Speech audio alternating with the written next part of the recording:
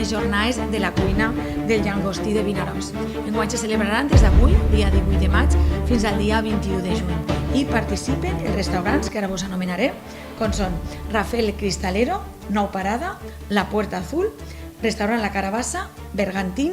La Isla, el Nou Gastrobar, Nadiu i el restaurant Hotel Teruel. Com sabeu, per nosaltres a Vinaròs, el que són les jornades del llangostí són fonamentals, és el producte que quan intentem posicionar Vinaròs com a destí gastronòmic és una mica el que ens abandera i és el producte que realment intentem,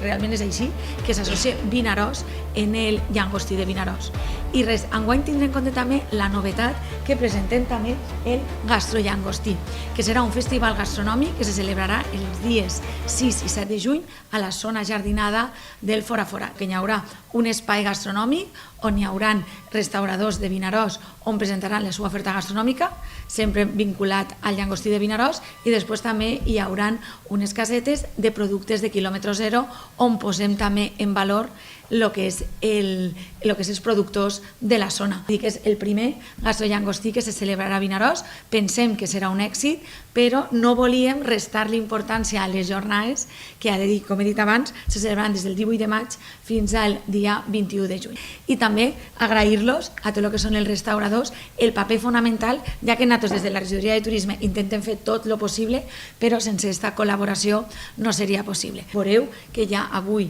ja comencen les jornades, que n'hi ha diferents opcions, hi ha menús més llargs, menús més curts, menús executius, i cada restaurant ho adapta una mica a la seva oferta gastronòmica i ho personalitza, però el denominador comú és aquest llangostí que veureu la versatilitat del producte i la creativitat de tots els seus cuiners. I res més, invitar tot el món a vindre a Vinaròs a gaudir de les jornades del llangostí i també el dia 6 i 7 de juny del festival, el Gastrollangostí, que se celebrarà en el passeig Fora Forat.